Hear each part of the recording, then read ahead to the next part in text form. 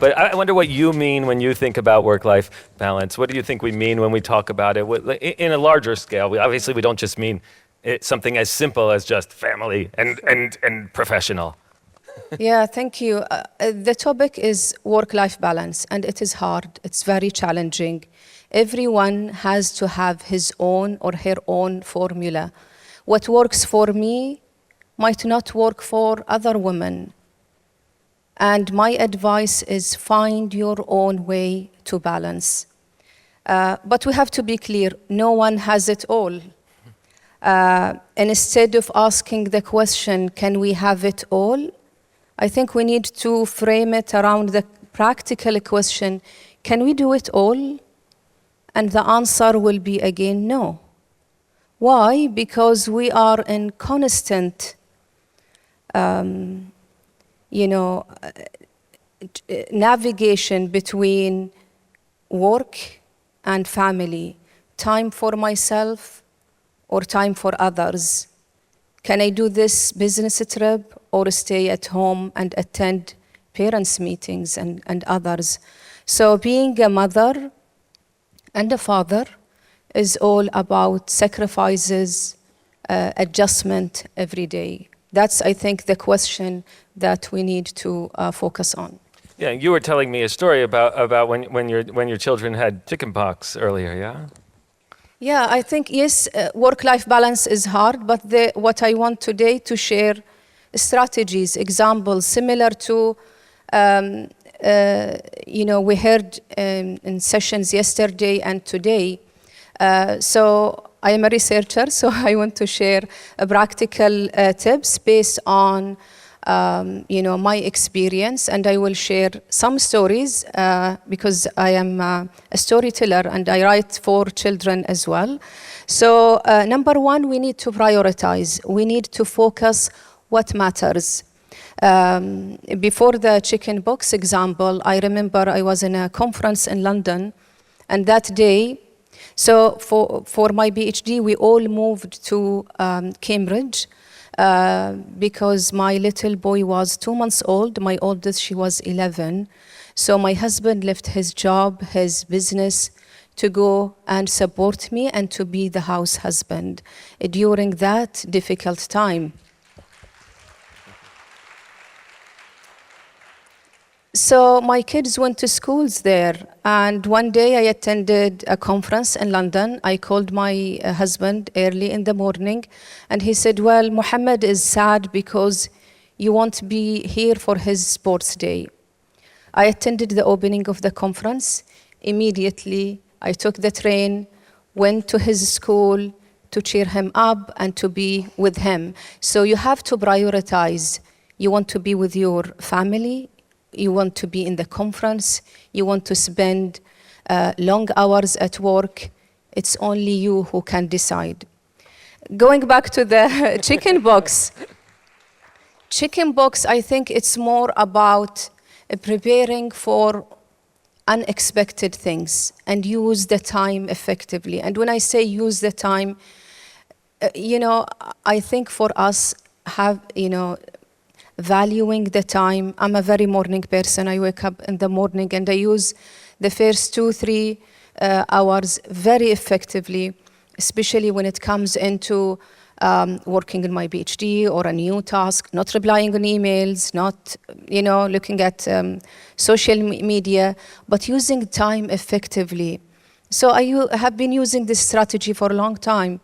And during my first year, I had to submit an important report. It's called the registration report. To pass your PhD, you have to submit this important report. It was early June where my kids, the boys, got chicken pox. And if you had this experience, it was a nightmare. My little boy was almost 6-7 months, and it was so scary for me. So dealing with all the complication, but also I had to submit. But what I did at that time, that I saved time, I didn't leave it for last minute. So this is an advice for all of us, including myself, to use the time effectively. prepare for unexpected things to happen. Another thing also, we need to set boundaries between work and family responsibilities, and communicate this with your family, with your husband. During my PhD, I had to do data collection. I did my PhD around the educational reform in Qatar and the role of teachers and school principals in navigating the challenges. And that was the focus of my first book.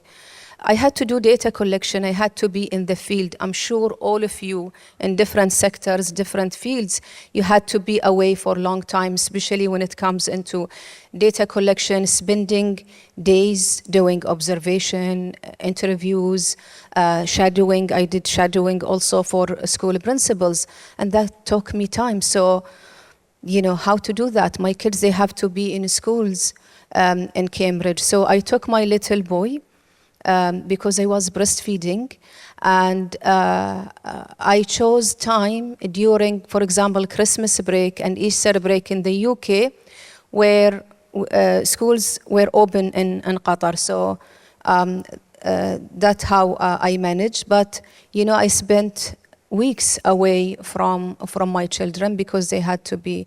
So this is another tip. Traveling for 1 day or 2 days are doable, but when it comes into longer time, especially to be in the field, is another challenge.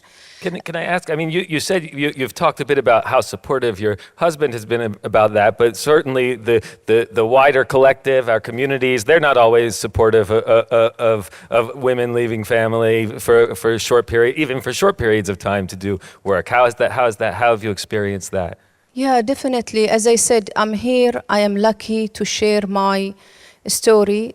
By the way, I'm still struggling with so many things, either at home or at work.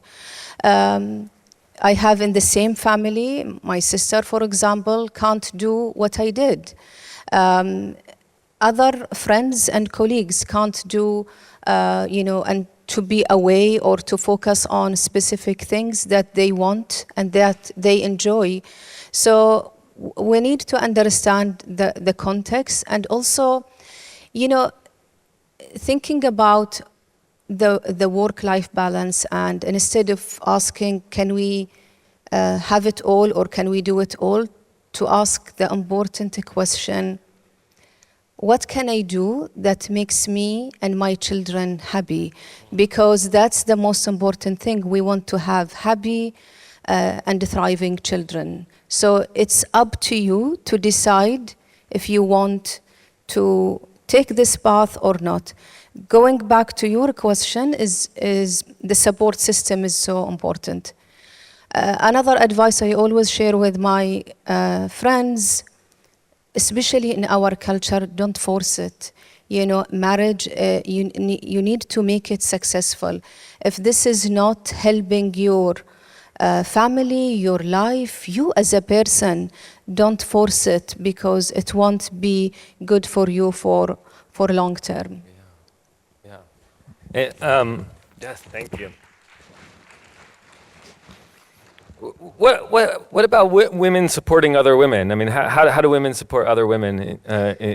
This is really important. Also, to add to the support, I think we need to learn. We need to learn to manage time, but we need to learn to manage guilt. Guilt is so difficult for us as women, especially when we travel away from our children. So taking time for yourself is healthy. I learned it the hard way.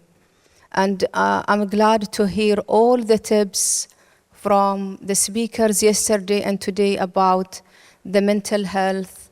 So taking care of ourselves, mentally, physically. This morning we heard about having enough sleep, the healthy diet, meditation and yoga and doing workout. So all of these are really important to be healthy and to support yourself and to support others, because sometimes we learned it the hard way. I'm struggling with my blood pressure, And this is, my doctor said, Asma, you have healthy diet, you do workout 5 times a week. The problem is your stress level. So we need to control that.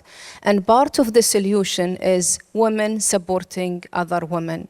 I think being in this space is so wonderful to hear and to communicate and to network and learn from each other. Amplifying the voices, the unheard voices, and sharing all of these, I think, is part of the solution. Encouragement, being a role model to inspire others, and collaborate. We heard so many great examples from ladies today and yesterday about shared vision and initiatives. And finally, let's celebrate success. I felt it in workplace and other places. Women, instead of collaborating, they compete. My advice and my word here, there is enough success for everyone. So let's celebrate our successes.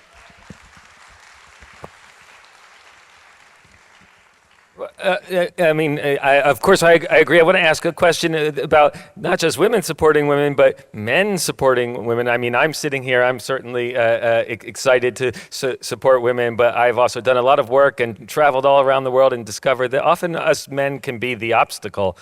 So how can men not be obstacles and be more supportive and more helpful? I don't have the full answer, but I can contribute as a mother, as educator, as a researcher to have solutions. For example, yes, I'm lucky to have a supportive husband, supportive brother, but also educating my sons to be future fathers and them supporting their wives and supporting their sisters. So I think it's a collective work, it's a teamwork. There is no specific answer. We all need to work together, men and female, to make it happen. And I'm, great to see men in this conversation. And sometimes we need to take it step by step, case by cases, and we can get what we want at the end.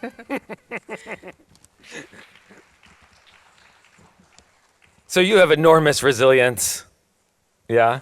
I think so. What does that mean to Learning. you? Well, I think resilience, it's to focus on, I think there are so many definitions. When you look at the literature, you will find several definitions. What I want to focus here today is more self-resilience with the focus on well-being and our social and emotional wellness. As I said earlier, to practice our self-care, maintain healthy lifestyle, connect with others, build your network, and find purpose and meaning.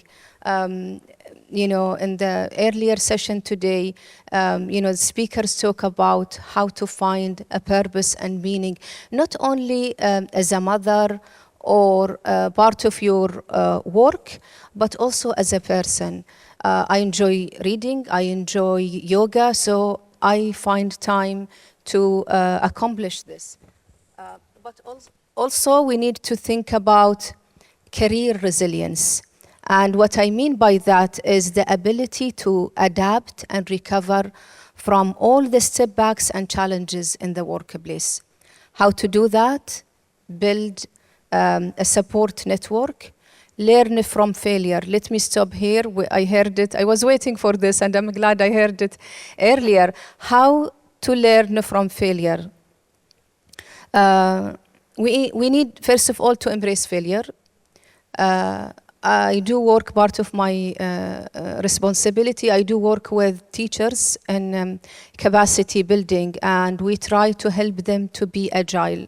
One of the research reports I published around agile leadership, and it's related to learning from failure. We use the model from business in education. where we encourage schools to start small, fail well, and learn fast. What I mean by fail well, learn from failure, incubate your ideas. And this is related to improving schools, improving practices in the classroom and school level, system level, but also on a personal level. We should try to think about how can we learn from failure, how to use it to redirect our way and learn from our mistakes. Keep learning. Finishing my PhD was not the end. It was the beginning, because we need to keep learning and growing, especially in the field of research, in the area that you are interested in. So I keep publishing and do research in my area for the last 9-10 years.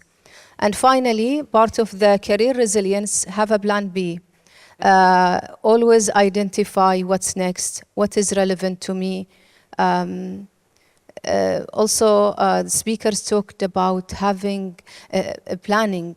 Yeah, Sophia and others talked about, planning ahead. Put a plan on a weekly basis, on a monthly basis. Put your plan for the next 5 years. I'm not saying stick to it, but have the vision to what do you want to achieve.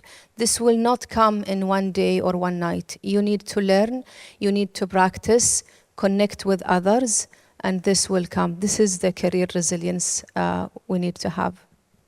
Yes, thank you.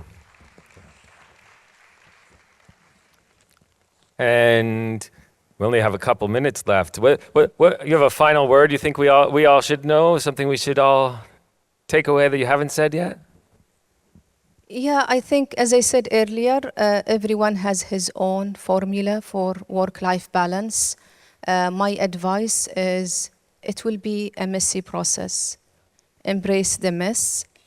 It will be complicated. Try to simplify it and expect the surprises. And finally, enjoy the journey. Yeah. Thank you. I have one last question. Can I ask you one last question? We have about 1 minute. What drives you? Yeah, what drives me, it's a passion to continue growing and learning. This is number one.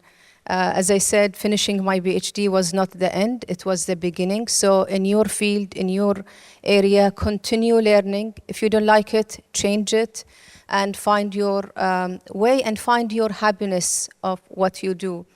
Number two is having a goal that keeps you going. So for example, I have a yearly plan. Last year with my reading group, we finished 30 books. So this year, our plan is to finish 35 books. The idea here is not how many books to finish, but to enjoy it, of course, but have a plan. When you have a plan, it's easy to follow, it's easy to accomplish, but expect, sometimes I read 80 pages a day, sometimes I don't read for a week. So, but having a plan that I want to finish this year, finishing 35. This is reading for a pleasure, not for work. And finally, have a sense of purpose. What type of life you want to have, what legacy you want to leave for you and for your family and for your work.